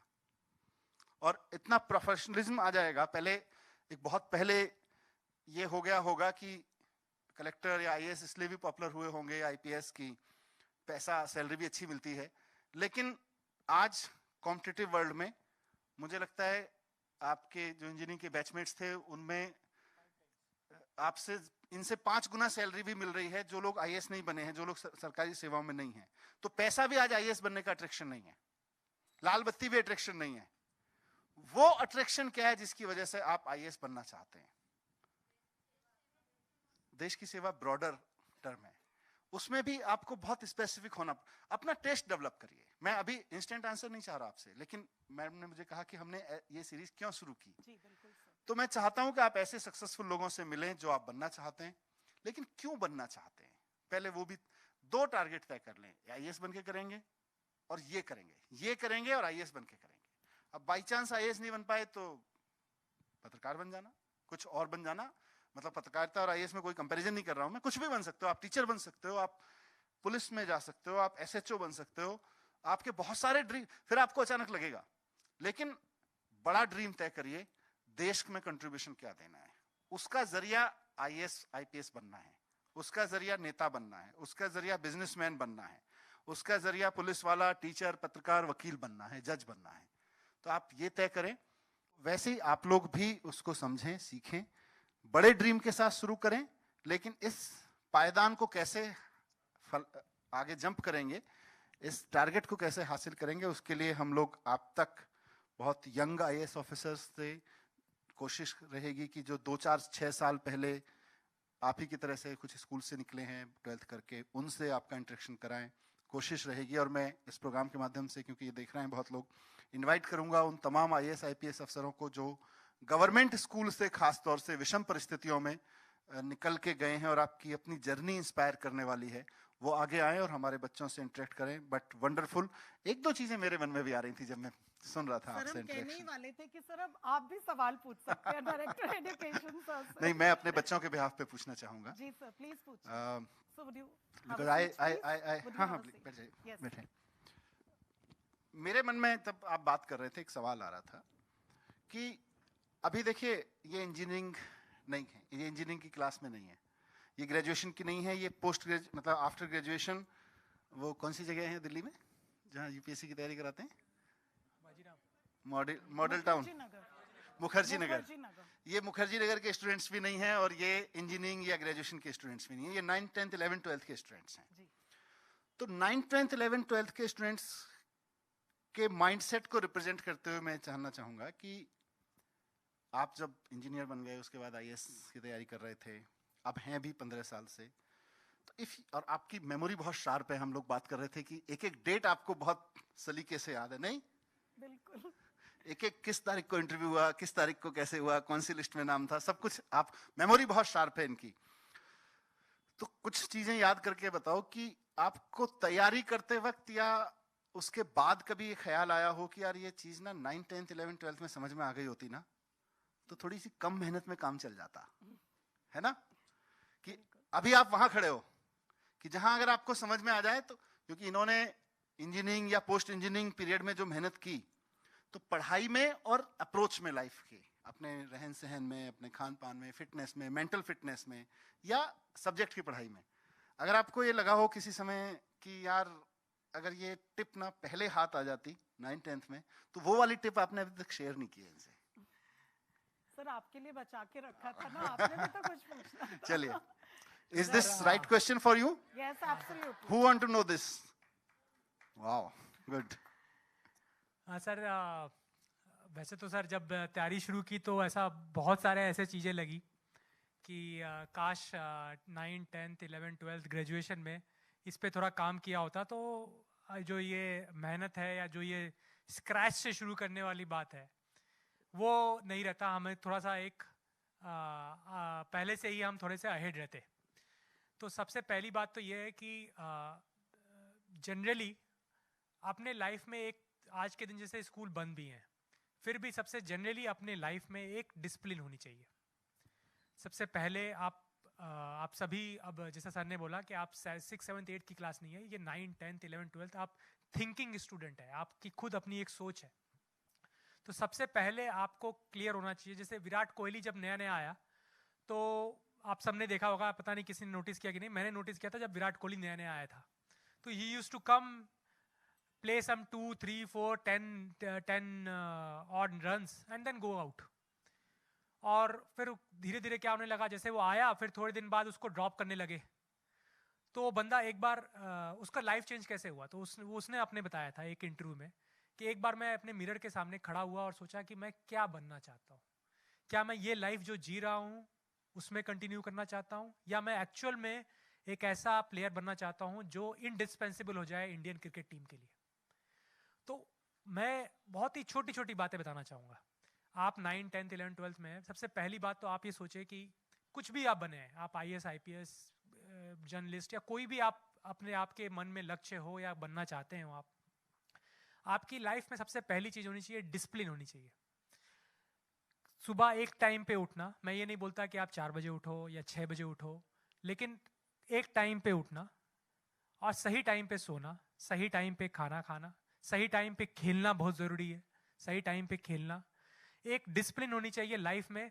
ये एक छोटी सी बात है, लगता है कि इनडिसिप्लिन लाइफ से कोई बहुत फर्क नहीं पड़ता, पर ये छोटी छोटी बातें ही बहुत आगे तक जाती हैं। जैसे माइकल फेल्प्स जो फेमस स्विमिंग वो है, उससे पूछा गया कि आप क्या करते हो जो दूसरा नहीं करता, वो बोला मैं सातों दिन हर दिन, संडे सैटरडे हर दिन 6 घंटा प्रैक्टिस करता हूं जो मेरा दूसरा वाला नहीं करता है। ये काम मैं पिछले 25 साल से कर रहा हूं, वो छुट्टी मार लेता है संडे को, मैं नहीं मारता। तो हर वीक में मैं उससे 20 घंटा आगे जाता हूँ, हर साल में मैं इतना घंटे आगे जाता हूँ, और 25 साल में मैं उससे इतना आगे आ चुका हूँ। तो ये छोटी सी बात, डिसिप्लिन जो लाइफ में है, ये बहुत आगे तक जाती है। लगती छोटी है, बहुत आगे तक जाती है। सेकेंडली, अगर आपको यूपीएससी, आप एस्पिरेंट है तभी आप यहाँ पर हैं, तो छोटी सी जो शुरू करना है, जैसा सर ने भी बहुत अच्छी एक पॉइंट बोली कि क्या करना चाहिए आज के बच्चे को। अभी आप यूपीएससी के सब्जेक्ट्स की तैयारी नहीं कर सकते। मैंने पहले ही बोला कि अभी ये सोचना है कि अभी हमें 9-10th की जो सब्जेक्ट्स हैं उनको अच्छे से समझना है, उनमें अपनी कॉन्सेप्ट को क्लियर करना है, उनको अच्छे से जानकारी लेनी है। थोड़ा सा आप जनरल अवेयरनेस कर सकते हैं। अच्छे से एक पेपर लीजिए, जिसे हम लोग जब यूपीएससी की जो तैयारी करते हैं वो हिंदू पढ़ते हैं। अब ये हिंदू जो है वो एक फेमस न्यूज़पेपर है जो सभी के पास आप पाएंगे, लेकिन ऐसा कोई मैं प्रिस्क्रिप्शन नहीं दे रहा हूँ। आप कोई भी एक अच्छा सा पेपर, न्यूज़पेपर उठा सकते हैं, हिंदी हो इंग्लिश हो, आपकी सुविधा के अनुसार, और उसमें ये जरूर पढ़ें कि क्या हो रहा है। आपको मालूम होना चाहिए कि जब कोई भी चीज़ें आज के दिन डिबेट हो रही हैं, जैसे आज के दिन क्या डिबेट हो रहा है, फार्मर्स बिल डिबेट हो रहा है। मैं ये नहीं बोल रहा कि आपको बिल्कुल निटी-ग्रिटी में जाना है, आपको जानना है कि क्या क्लॉज में क्या लिखा हुआ है, पर एक आपको अवेयरनेस होना चाहिए। आप एक, मैंने पहले ही बोला, आप एक थिंकिंग स्टूडेंट हो, आप थिंकिंग सोसाइटी से आते हो, जिससे आपको मालूम होना चाहिए कि आपके आसपास क्या हो रहा है। ये एक हैबिट, जैसे एक मैंने बताया डिसिप्लिन लाइफ की एक हैबिट होनी चाहिए कि आधा घंटा न्यूज़पेपर हमें पढ़ना है, और हमें ज़्यादा ये इंटरटेनमेंट नहीं, मैं इंटरटेनमेंट की बात नहीं कर रहा, इंटरटेनमेंट जरूर पढ़ें, लेकिन इसके अतिरिक्त जो आजकल हमारे समसामयिक जो हमारे आसपास हो रहा है उसमें हम आधा घंटा जरूर दें। हम ये जानें कि हम जिस सोसाइटी में रह रहे हैं उसमें हो क्या रहा है, उसमें ऐसे कौन से मुद्दे हैं जो समाज को उद्वेलित कर रहे हैं, जहाँ पे हमारे फार्मर्स बैठे हुए हैं, या कोई प्रोटेस्ट चल रहा है, या कोई पार्लियामेंट में कोई बिल आ रहा है, दिल्ली विधानसभा में कोई चीज़ हो रही है, तो क्यों हो रही है, क्या रीज़न है, क्या उसका लक्ष्य क्या है। ये थोड़ी थोड़ी बातें अगर आप आज से शुरू करेंगे, तो जब आप एक्चुअल में तैयारी शुरू करेंगे तो आप देखेंगे आप अपने जो कंपटीटर्स हैं उससे बहुत आगे हैं। आप पहले से एक डिसिप्लिन लाइफ जी रहे हैं, आप पहले से, आपको अपने पूरे सोसाइटी की अवेयरनेस है। ये छोटी सी बात है लेकिन बहुत आगे तक आपको मदद करेगी सर। Thank you sir. काम की है टिप? किस किस को लगा काम की टिप है? तो मैं ये मानूं जिसने हाथ उठाए हैं समय पे नहीं उठते हैं और न्यूज़पेपर नहीं पढ़ते हैं। देखो, इनकी टिप उसके काम की होगी जो वो नहीं कर रहा होगा। जो कर रहे हैं तो वो कहेगा मुझे तो पहले से ही पता था सर, कुछ नया बताओ। तो जिसको ये टिप नहीं लगी, चोरी पकड़ी गई। चलो अच्छा, ईमानदारी से बताओ, कौन कौन लोग न्यूज़पेपर पढ़ते हैं रोजाना? Very few. सो वाकई काम की बात है। और जो उदित जी ने बताया कि अगर आप अभी से ये हैबिट में डाल लोगे, क्योंकि ग्रेजुएशन के बाद अचानक आपके अंदर से कोई हार्मोन चेंज होगा या कुछ, मतलब कुछ वो होगा गुली गुली बादशाह और आप न्यूज़पेपर पढ़ने लग जाएंगे, ऐसा होने वाला नहीं है। अगर आपने अभी से हैबिट डाल ली तो आपको बहुत सारी चीजें फिर मेहनत करने की जरूरत ही नहीं पड़ेगी। आपकी पर्सनैलिटी में रहेंगी वो चीजें, आपकी स्टोर में रहेंगी, मेमोरीज में। दूसरा, समय से उठना, ये बहुत इंपॉर्टेंट है। कौन कौन समय से उठता है? देख लो सर, ये सब- बिल्कुल गलत है। सब- 7:30 बजे ऑनलाइन क्लासेस सबकी मम्मियों से पूछना पड़ेगा। और सबकी अब हाँ, आजकल तो सबकी टीचर्स को पता है। 7:30 बजे की क्लास में ऑनलाइन अटेंडेंस इतनी कम होती है, तो ये बच्चे नहीं उठते आजकल। अच्छा, तो कौन तुम्हारे कौन 8:30 सुबह उठ के अटेंडेंस लगा के फिर सो जाता है? हाँ, ये भी है। 2 बच्चे ऑनेस्टली बता रहे हैं। गुड। अच्छा, कुछ कहना चाह रही हो? आप कुछ कहना अटेंडेंस चाहते लगा हैं? के सो जाती हो? हाँ। देखा, तीसरी चीज ये है जो उदित जी ने जिक्र नहीं किया लेकिन उनकी बातों में आया, you have to be honest also. Honest होना अपने आप में एक बहुत प्रैक्टिस है। हमारी खूब मेहनत कराई जाती है, हम कैसे गलत सलत बोलते रहे, हाँ ठीक है कह दो चलेगा, ये सब है। अगर आप आईएएस बनना चाहते हैं तो वो सब भी करें, लेकिन अगर सक्सेसफुल आईएएस बनना चाहते हैं तो ऑनेस्ट भी रहें। ऑनेस्ट होने का अभी से अभ्यास करें। मेरे पास में बहुत सारे पिछले 6 साल से, जब से मैं सरकार में हूँ, अदरवाइज भी मिलते हैं लोग, बट 6 साल से जब भी यंग ऑफिसर्स आते हैं, नौकरी में सर्विस में आते हैं, तो मिलने आते हैं। और मैं उनको अक्सर यही बात कहता हूँ कि जब आईएएस बनते हैं ना, तो किसी डिपार्टमेंट के हेड बनते हैं, किसी ऑफिस के हेड बनते हैं, एसडीएम ऑफिस हो या डायरेक्टर एजुकेशन का ऑफिस हो या चीफ सेक्रेटरी का ऑफिस हो, कैबिनेट सेक्रेटरी का ऑफिस हो, किसी ऑफिस को हेड करते हैं लोग। तो वहां पे इनके पास एक पट्टी लगती है, नेम प्लेट होती है, बहुत एक प्लेट होती है जिसपे नाम लिखे होते हैं कि इस ऑफिस में फला तारीख से फला तारीख तक 1980 में ये आईएएस था, इसको हेड कर रहा था इस ऑफिस को। 82 से 85 तक ये, 85 से 90, जो भी टाइमलाइन उसकी होती है। पिछले 2 महीने से ये हैं, 4 साल ये थे, उससे पहले 5 साल ये थे, उससे पहले 2 साल, 1 साल, 2 साल ये लोग थे। नाम लिखे होते हैं। तो 30, 40, 50, क्योंकि अब तो देश मतलब 70 साल पुराना हो गया, तो 30, 40, 50 नाम बहुत जगह लिखे होते हैं। तो उन 30, 40, 50 नामों में से अगर आप उस इलाके के लोगों से पूछो कि साहब आपको कलेक्टर याद है कौन था यहाँ पे, तो वो कहेंगे हाँ, एक ना फलाने ईयर में फलाना कलेक्टर आया था जिसने ऐसा कर दिया था। डायरेक्टर एजुकेशन, अभी आप अपने टीचर्स से पूछें, मैं बहुत दूर नहीं जा रहा, बहुत सारे टीचर्स यहाँ बैठे हुए हैं, आप टीचर्स से पूछें कि आपको अपने डायरेक्टर एजुकेशन के जितने ऑफिसर्स हुए हैं आपके टेन्योर में, 15, 20 साल, 25 साल की नौकरी में, किसका काम सबसे अच्छा लगा, कौन था, किसके एग्जाम में सबसे ज्यादा प्रोग्रेस हुई या अच्छे काम हुए, तुरंत बताएंगे। और ऑलमोस्ट पूरी दिल्ली से एक ही आवाज आएगी या कोई 2 नाम आएंगे कि जी फलां साल में फलाने साहब या फलानी मैडम जो थी ना, उन्होंने इतने रिफॉर्म किए थे जब हम आए थे।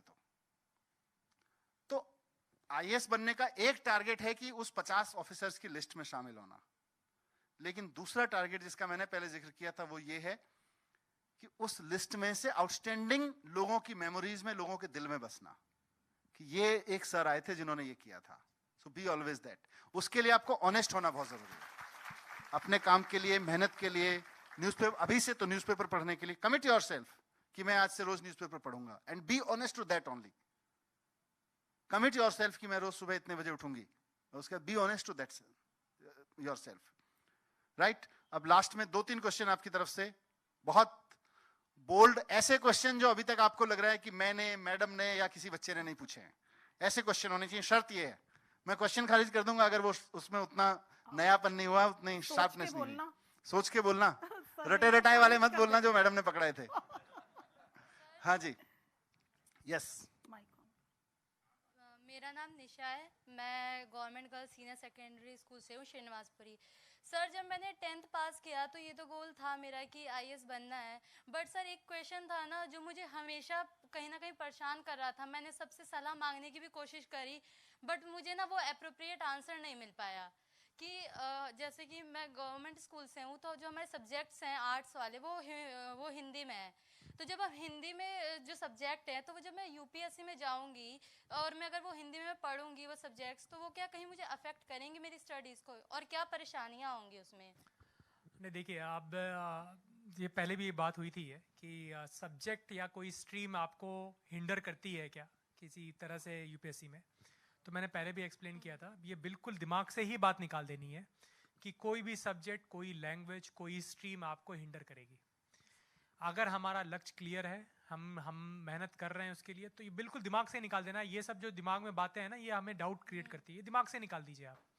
कोई भी सब्जेक्ट, कोई भी लैंग्वेज, कोई भी स्ट्रीम, हिंदी अगर आप लेंगे और अगर आप कोई विषय, आपको बस इतना इंश्योर करना है कि जो भी सब्जेक्ट आप लेते हैं उसकी अच्छी किताबें हिंदी के लैंग्वेज में उपलब्ध हो, इतना ही बस आपको इंश्योर करना है। कि जैसे मान लीजिए मैंने इंग्लिश ली हुई है, मैं फिजिक्स से हूँ, मैंने इंग्लिश ली हुई है, तो मेरे पास इंग्लिश की जो किताब फिजिक्स के लिए उपलब्ध है वही किताब आपके पास हिंदी के लिए उपलब्ध हो। अगर कोई भी सब्जेक्ट में अगर ये समानता है तो आपको कोई दिक्कत नहीं होगा किसी भी लैंग्वेज में, किसी भी सब्जेक्ट में। और सर मेरा एक और क्वेश्चन है। किसी और को okay, let it be for next time. Yes, that girl who was, yes, stand up. Sir, मेरा नाम दीपक कुमार झा है, इसने बाजी मार ली भाई कंपटीशन में। चलो उसके बाद आपके पास जीबीएसएस करे झरिया मरिया से मैं हूँ, 10वीं क्लास का छात्र। मेरा क्वेश्चन ये है कि क्या यूपीएससी के को क्लियर करने के लिए हमें कोचिंग की आवश्यकता होती है कि नहीं? देखिए, कोचिंग की आवश्यकता जो है वो पहली बात तो कि अभी आज के दिन हमें डिसाइड नहीं करना है, लेकिन कोचिंग जो है उसके फ़ायदे भी हैं और उसके नुकसान भी हैं। मैंने अपना पर्सनल बताऊँ तो मैंने जीएस के लिए कोचिंग की थी, मैंने सब्जेक्ट के लिए कोचिंग नहीं की थी। कोचिंग में आज के दिन में अगर आप कोचिंग करेंगे तो कोचिंग से एक जो फ़ायदा होता है वो ये होता है कि आपको मोटा मोटी उस सब्जेक्ट का सिलेबस बता देते हैं। मान लीजिए जैसे आप जीएस करने वाले हैं तो जीएस आपके लिए एक नया सब्जेक्ट है। अगर आप कोई ऐसा सब्जेक्ट चुनने वाले हैं यूपीएससी में जो कि आपने कभी पढ़ा ही नहीं, अपने ग्रेजुएशन में भी नहीं पढ़ा, तो कोचिंग थोड़ी हेल्प करती है क्योंकि आपको उस सब्जेक्ट के बारे में एक फेमिलाइजेशन दे देती है। लेकिन अगर आपने ऐसा कोई सब्जेक्ट चूज किया है जिसमें आपने ग्रेजुएशन किया है, जो आपको पहले से ही 9वीं 10वीं से ही आपको पसंद है, आपका उसमें शुरू से ही एक लाइकिंग रही है, तब मुझे बिल्कुल नहीं लगता कि आपको कोचिंग लेने की आवश्यकता है। और आज के दिन में तो ये एक बस मैं फैक्ट बता दूं कि यूपीएससी जो ऑर्गेनाइजेशन है वो ये ध्यान में रखती है कि कौन कौन सी कोचिंग अच्छी चल रही है और कहीं कोई हमारा बच्चा उस कोचिंग के आंसर्स को तो रिप्रोड्यूस नहीं कर रहा है पेपर में। अगर आपने किसी पर्टिकुलर जो फेमस कोचिंग्स है 3-4, अगर वही क्वेश्चन आंसर कर दिया, वही आंसर कर दिया यूपीएससी में, तो आपको नंबर नहीं मिलते हैं। गुड। सो बेसिकली देखो, कोचिंग का रोल है, आपने अपने घर में, अपने आस पड़ोस में, रिश्तेदारों के यहाँ किसी बच्चे को ग्रो होते हुए देखा? छोटे बच्चे को जब वो बहुत घुटने चलता है और उससे लेके चलने की स्टेज में आ जाता है, तो उस वक्त उसको उंगली पकड़ के थोड़ा सा चलाते हैं। तो कोचिंग का रोल केवल उतना है कि आप उंगली पकड़ के चलना सिखा सकें। लेकिन अगर हम ये सोचें कि उंगली पकड़ के चलने की जो प्रक्रिया है, वो जो सहारा है, वो जिंदगी पार करा देगा, वैसे हो सकता है क्या? अगर कोई उंगली पकड़ के चलने पे ही जिंदगी लेके बैठ जाए, भाई मैं तो अब उंगली पकड़ के चलता था, मैं जिंदगी में चल नहीं पाया तो मेरी गलती क्या है, ऐसा नहीं है। बिल्कुल बिल्कुल। कोचिंग आपको फ्लॉप कर देगी अगर आपकी मेंटेलिटी वो हुई। और कोचिंग का रोल पूरी लाइफ में, इंसान की 70, 80, 90 साल की जिंदगी में चलता है आदमी, उसमें कोचिंग, उसको चलने की कोचिंग कब मिलती है? इनिशियल ईयर्स में, बहुत थोड़े से समय के लिए, बट उससे वो चलना सीख जाता है। फिर दौड़ना, रेस करना, कितना हार्ट बीट होनी है, रेसर बनना, कितने से, वो तो सब उसके अपने जलवे हैं। तो कोचिंग को जो उस मात्रा में लेगा उसको मदद करेगी, और जो उस मात्रा में नहीं लेगा उसके ऊपर कोचिंग बोझ होगी। कोचिंग बोझ भी हो सकती है। The girl, and after that one more question, and then I have some questions for you also then. Yes sir, मेरा नाम पारुल है, मैं school of excellence Madarpur Khadar की स्टूडेंट हूँ और मैं क्लास 9th बी की स्टूडेंट हूँ। सर, मेरा इन सर से क्वेश्चन है, sir, how do you feel after becoming an IAS officer? What changes have occurred in your life after becoming an IAS officer? हाँ, तो ये बहुत ही अच्छा क्वेश्चन है, क्योंकि ये क्वेश्चन आया नहीं कि ये जॉब जो है वो क्या देती है। थोड़ा सा मैंने पहले जिक्र किया था, ये जो जॉब है मैंने पहले भी बताया कि I think, my personal view is, this is the one of the best job in the world. उसका रीज़न ये है कि आपके सामने एक कैनवस है, एक ब्लैंक कैनवस है, और आप चाहो तो जो भी चाहो पेंट कर सको। जितनी वैरायटी, जितनी डाइवर्सिटी आपको डिफरेंट फील्ड्स की इस जॉब में मिलती है, मुझे लगता है कि कहीं नहीं मिलती है। अब चेंज क्या हुआ पर्सनल लेवल में, जैसा कि मैं पूछ रहे हैं, जिस दिन रिजल्ट आता है उस दिन तो आपको लगता है कि उससे पहले आपकी लाइफ जीरो थी, अभी आपकी लाइफ शुरू हुई है। तो जिस दिन मेरा रिजल्ट आया और मैंने अपने फादर को बताया, तो उस दिन के बाद फादर ने, मेरी माँ ने बाद में मुझे बताया, उस दिन के बाद 3 दिन तक मेरे फादर ने फोन नीचे नहीं रखा, टॉयलेट भी फोन लेके जाते थे। तो जो खुशी हम लोग अपने पेरेंट्स को देते हैं, सबसे पहली बात वही आपको इतना खुश कर देगी कि आपको लगेगा कि आपने अपने सोसाइटी के लिए, अपने पेरेंट्स के लिए बहुत बड़ा काम किया। फिर ये रियलाइजेशन धीरे धीरे होता है कि एक्चुअली में ये आपने एक अपने को एक बहुत बड़ा गिफ्ट दिया है। ये गिफ्ट दिया है कि किस तरह से आप इस देश की सेवा कर सकते हैं। जिस तरह की सेवा, मैं ये नहीं बोलता कि और भी बहुत तरीके हैं देश सेवा करने के लिए, भारत माता की सेवा करने के लिए, लेकिन जिस तरह की एक गिफ्ट आपने अपने आप को दी है, आपको भगवान ने एक वो दिया है कि आप इस चुने गए हैं कि साहब आप इस देश की सेवा जिस तरीके से इस नौकरी में रह के कर सकते हो, मुझे लगता है कि इसमें बहुत ज़्यादा पोटेंशियल है। वो जो गिफ्ट है वो धीरे धीरे रियलाइज होता है, पूरे नौकरी में आपको रियलाइज होगा कि चूंकि आप इस नौकरी में था, आप ये कर पाए। एक छोटा सा, जैसे सर बता रहे थे, एक छोटा सा आप स्कूल खोल लो। जैसे इससे पहले मैं अंडमान की पोस्टिंग में था, वहाँ पे कुछ लड़कियाँ थी जो कि एक बहुत दूर दराज इलाके में रहती थी, और वहाँ से उनको 6 किलोमीटर पैदल चल के स्कूल आना पड़ता था। चूंकि वो लड़कियाँ थीं, रात का समय हो जाता था, तो उनके पेरेंट्स क्या करते थे कि उनको स्कूल जाना ही बंद करवा दिया कि साहब अब हम चूंकि जा नहीं सकते, 6 किलोमीटर बच्ची जाएगी, बच्ची आएगी, 1 घंटा लगेगा, तो बंद करा दिया। हमने एक छोटा सा प्रयास किया कि एक जो स्कूल के बगल में एक रेंटेड जगह पे एक हॉस्टल शुरू कर दिया। अपने 2-3 लोग लगा दिए, उनके कुक लगा दिए, एक बच्चियों के लिए 6 बच्चियों के लिए हॉस्टल शुरू कर दिया। वो 6 बच्चियां आज के दिन में 12th पास करके चेन्नई में इंजीनियरिंग कर रही हैं। तो वो छोटी सी बात लेकिन बहुत बड़ा उसके उन बच्चियों के लिए लाइफ चेंजिंग था। तो ये चीजें जो हैं वो आपको धीरे धीरे रियलाइज होती हैं कि ये नौकरी आपको क्या क्या दे सकती है जो आप किसी और में नहीं कर पाते। Great. Now I have 3 questions from you, and then we have to wind up because we have another meetings also. I know, and you have another sessions also. Please remember that. सारे सवाल आप आज ही पूछ के चले जाओगे, अगले में मजा नहीं आएगा, ये भी ध्यान रखिए। कुछ क्वेश्चंस को अपने अंदर नर्चर होने दीजिए। आज ये पहला है, मैं चाहूंगा कि आपके अंदर जो क्वेश्चंस अभी घुमड़ रहे हैं उनको बहुत ठहराव के साथ उनको शार्पन करिए, उनको सोचिए कि क्या ये वाकई मेरा सवाल है या नहीं है, उनको अपने अंदर पकाइए।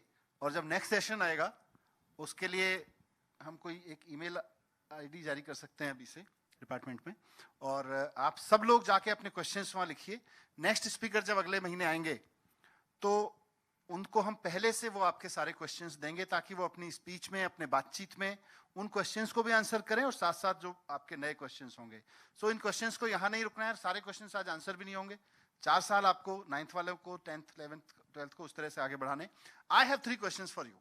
आप सारे वो लोग हैं स्टूडेंट्स जिनको हमने पूछा था, गवर्नमेंट ने पूछा था कि भाई आप में से, पूरे अपने बच्चों से पूछा था कि आप में से कौन कौन लोग यूपीएससी की तैयारी करना चाहते हैं। आप सब लोगों ने कांटेक्ट किया, हजारों बच्चों ने किया, उसमें से भी कुछ बच्चे आज यहाँ, क्योंकि कोविड की वजह से ज्यादा बच्चों का बुलाना मुश्किल था, आप लोगों को यहाँ बुलाया गया। तो इस सेशन से पहले आपकी जो समझ थी इस पूरे यूपीएससी को लेके, आईएएस को लेके, या अपने लाइफ को लेके, अपने गोल्स को लेके, और इस सेशन के बाद 3 बच्चे हाथ उठाएं जो बताएंगे critical analysis of your own thoughts and change how useful this conversation was for you. What change you got in your life? आपने लाइफ का पूछा ना? What change you got in your life from today? Right? Okay, so these 2 and one at last red shirt. Yes, red sweater. Morning sir, my name is Sakshi Jaiswal. I am from SOE Madanpur Khadar. Sir, before coming this session, हमें ये नहीं पता था कि science ले, हमें लोगों ने ये एक जो मिसह्यूमर था, ये था कि जो आर्ट्स लेते हैं ना वो ही यूपीएससी कर सकते हैं, और साइंस वालों को ऐसा लगता है कि साइंस ले लिया हमने, गलती कर लिया अब यूपीएससी करके, हमें तो या तो एमबीबीएस करना चाहिए था या बीटेक करना चाहिए था। तो फर्स्ट तो हमें ये थिंक पता चली, उसके बाद हमें ये पता चला कि ना सिर्फ हमें सिर्फ ग्रेजुएशन के बाद ही हम तैयारी नहीं कर सकते, उससे पहले भी कर सकते हैं हम। जैसे मैं अभी 11th में हूँ तो अभी से भी मैं अपनी थोड़ी थोड़ी हैबिट बिल्डअप कर सकती हूँ जो मुझे यूपीएससी की प्रिपरेशन में हेल्प करेगी, like newspaper reading. Good, proud of you, very sharp and quickly. बहुत छोटा आंसर। सर, अगर हमने अपनी डेस्टिनेशन स्टार्टिंग से, अब मैं 9th क्लास में हूँ और मैंने अभी से अपनी डेस्टिनेशन बना रखी है कि हाँ भाई मुझे यूपीएससी आईएएस ऑफिसर बनना है, तो स्टार्टिंग में अब मुझे एक राह मिल गई, पाथ मिल गया कि मुझे इस राह पर चलना है, मुझे अपनी हैबिट्स बनानी है, जो सर ने आज मेरे को बहुत अच्छी अच्छी टिप्स बताई, thank you sir for that. कि न्यूज़पेपर पढ़ो, स्टार्टिंग सुबह जल्दी उठो, तो उनको मैं कोशिश करूँगी कि मैं अपनी लाइफ में लाऊं। और मैंने इनसे एक बात तो ज़रूर सीख ली है कि इस पूरी लाइफ में कोई भी ऐसी चीज़ नहीं है जो पॉसिबल ना हो, we can do anything. Yes, मेरा नाम बुशरा नाज है और मैं कमला नेहरू सर्वोदय कन्या विद्यालय की स्टूडेंट हूँ। मैं 11th क्लास में पढ़ती हूँ। मैं इस सेशन के जरिए मुझे ये पता चला कि मार्क्स और परसेंटेज कोई मैटर नहीं करता, क्योंकि जब मैंने 10th किया था तो मुझे लगा था, मेरे घर में सब ने बोला था कि 10th बहुत इंपॉर्टेंट होता है लाइफ के लिए, जितना अच्छा हो सके उतना अच्छा तुम करो ताकि आगे तुम्हें और अच्छी जॉब मिल सकेगी। लेकिन अब पता चला कि मार्क्स और सब्जेक्ट कोई मैटर नहीं करते, मैटर करती है आपकी मेहनत, कि आप आगे क्या कर रहे हैं और कैसे कैसे अपनी लाइफ में स्टेप बढ़ा रहे हैं।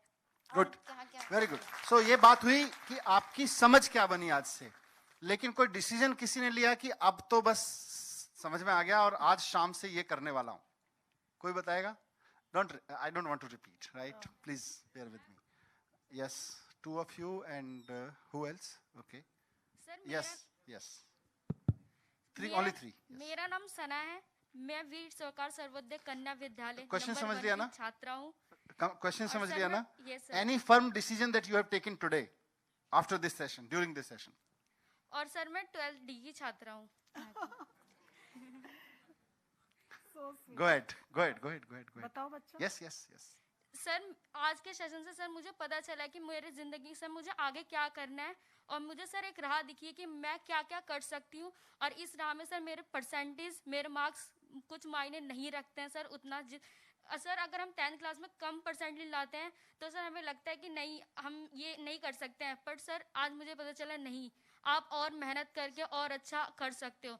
सर हमें सर ने बहुत अच्छी चीज़ें बताई हैं सर, मुझे ऐसा लगता है कि सर नहीं अब ज़िंदगी और सर मैं और अपनी अच्छी ज़िंदगी कर सकती हूँ अपने फादर और मदर के साथ। सर मैं अपनी जो फैमिली है उनकी ज़िंदगी भी और बेहतर बना सकती हूँ। ओके, ये भी समझ में आता है। कोई अपनी लाइफस्टाइल में आज रात से कल सुबह से क्या चेंज कोई करने वाला है बताएगा? वो क्वेश्चन का आंसर थोड़ा सा सोच लो, बिकॉज वरना वही रिपीट वैल्यू आ जाएगी उसकी। जो आपने बोला उसमें बस इतना ऐड कर रहा हूं, और मैं वो आपका कन्वर्सेशन सुन रहा था। देखिए, ये बात ठीक है कि आपके 10th या 12th में कितने मार्क्स आए, इससे कोई फर्क नहीं पड़ता है कि आप IAS बन पाएंगे कि नहीं बन पाएंगे, आप बन पाएंगे। लेकिन आप 9th, 10th, 11th, 12th में हैं, अगर आपका कमिटमेंट, आपकी लगन, आपकी मेहनत, आपने फोकस कर लिया अपने आप को, उसके बाद आप पढ़ेंगे और आपके मार्क्स भी अच्छे ही आएंगे। देयर इज नो वे कि आपके मार्क्स अच्छे। अगर आपने कमिटमेंट से पढ़ना शुरू कर दिया और आज 9th, 10th, 11th, 12th से पढ़ना शुरू कर दिया, अब ये मत सोच लीजिए ठीक है यार कौन से फिजिक्स की में 90 नंबर लाने से थोड़ी ना IAS बनना है, मेरे को तो IAS बनना है। अगर आपने ऐसे सोच के पढ़ाई करना शुरू कर दी, आप लिखवा लीजिए, आप ना फिजिक्स क्रैक कर पाएंगे ना IAS क्रैक कर पाएंगे। अभी तो सर यही पढ़ना है, अभी जहां पे आप हैं, अभी मैंने वही बात पहले भी बोला, हाँ अभी आज के दिन जो आप क्लास में हैं उसी को अपने को अच्छा करना है। Okay, last two quick decisions which has been taken in this house right now. Yes, quickly. Sir One-liners, only one-liner. Sir आज मैं जाके इतना जरूर करूंगी कि जो चीज़ मुझे टफ लगती है उसको मैं चाहे पूरे दिन में कुछ ना करूं, लेकिन 15 मिनट कम से कम उसके लिए निकालूंगी जो मुझे टफ लगता है और जो मुझे अच्छा लगता है उसके लिए भी मैं अपने आप को सपोर्ट करूंगी और मोटिवेट करूंगी। Next, yes, I'm coming. आपसे और भी क्वेश्चन है मेरे पास अभी, ऐसा थोड़ी है। मैंने ये सोचा है कि आज से मैं 2 डिसीजन लूंगी। फर्स्ट इज कि कल सुबह से मुझे जल्दी उठना है, और सेकंड की मुझे कल से न्यूज़पेपर डेली मंगवा के डेली न्यूज़पेपर पढ़ना है। Very good. ओके, आप लोगों को मैं जो हाथ उठा रहे हैं मैं उन्हीं से बात करूंगा, लेकिन क्वेश्चन चेंज कर देता हूं, ठीक है? शाम को अगर आपकी मम्मी ने आपसे पूछा कि आज क्या हुआ था इस सेशन में, क्या समझ में आया, क्या बताओगे? वन-लाइनर। यस। शाम को अगर आपकी मम्मी ने आपसे पूछा कि आज के सेशन में क्या हुआ था, क्या समझ में आया, कन्विंस होके क्या बता सकते हो? एक लाइन में बताओ। सर मेरा नाम विकास द्विवेदी है, मैं GVSS Garhi east of Kailash में रहता हूं, और मुझे आज ये समझ में आया कि मैं IAS के लिए मैं तैयारी कर सकता हूं और IAS में बन सकता हूं। उसकी प्रिपरेशन के लिए मैं कुछ भी कर सकता हूं सर। मैं अब क्या समझ में आया ये नहीं पूछ रहा हूँ, मैं पूछ रहा हूँ कि अब शाम को जाके मम्मी को क्या बताने वाले हो, कहाँ गए थे, क्या करके आए हो, क्या समझ के आए हो, क्या ठान के आए हो? यस, पीछे। सर मैं वीर सावरकर विद्यालय गया था, और कोई बात नहीं बेटा, इट्स ओके। सर मेरा नाम one liner.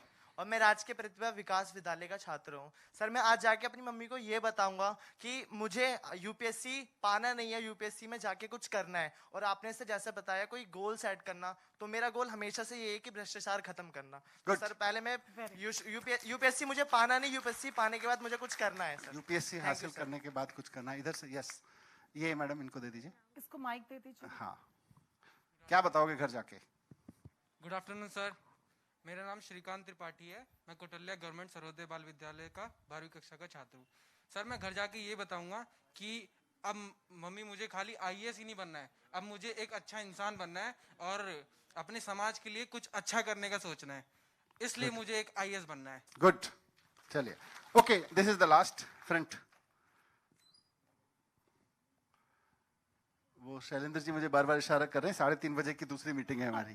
So this is मेरा last. नाम विवेक तिवारी है। मैं घर जाके अपने पेरेंट्स को बताऊंगा कि मैं गया खाली आता लेकिन लेके बहुत कुछ आया। क्या लेके आया? मम्मी ने पूछा दिखाओ हाथ में क्या है, तो क्या बताओगे? सर वो तो अंदर है। अंदर है? अंदर है तो दिल खोल के नहीं बताओगे? अंदर क्या है वो बताओ ना बेटा। सर मैं बताऊंगा कि बहुत सारे मिथ दूर हुए और जो राह में रोड़े थे वो भी हट गए। गुड, चलिए ऑल द बेस्ट। ये सेशन चलता रहेगा आपका, अपने क्वेश्चंस अपने क्वेरीज तैयार करते रहिए। मैं चाहता हूं कि जितना आपके अंदर क्वेश्चंस पैदा होंगे उतना आप अच्छे से अपनी तैयारी कर सकते हो। Great, thank you very much.